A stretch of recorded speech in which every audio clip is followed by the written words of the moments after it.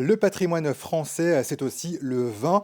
Et Manon Bras en connaît un rayon. Elle a été nommée sommelière de l'année. Cette Charentaise a reçu son prix à Paris hier. Et aujourd'hui, elle était de retour à La Rochelle. Elle travaille chez le chef triplement étoilé Christopher Coutenceau. Son portrait avec Sophie Val et Sébastien Poirier. Donc là, c'est ça qui fait les bas-relières. Ouais. C'est de la négrette.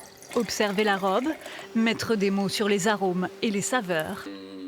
Très délicat, elle a un petit peu poudré, c'est très fondu. À seulement 29 ans, Manon Bras vient d'être élue par ses pairs sommelière de l'année 2022.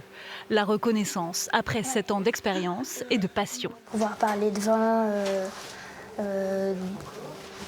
de présenter les vignerons coup de cœur, de mettre en avant ce qu'ils font.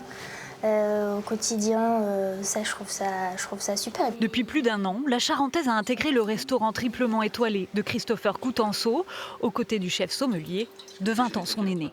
La sommellerie, c'est un apprentissage de tous les jours.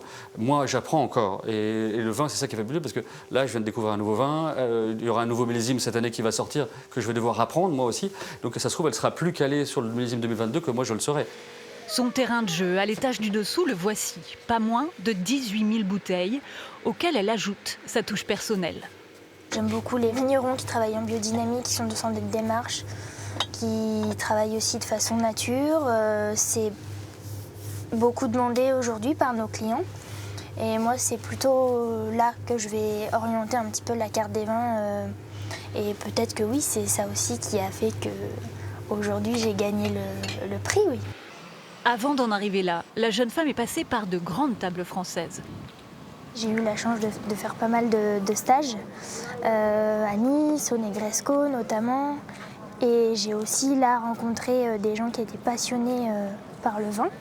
Et du coup, je me suis dit, en fait, je veux faire que ça. Dans quelques années, Manon Bras espère ouvrir sa propre cave et continuer à partager ses découvertes œnologiques.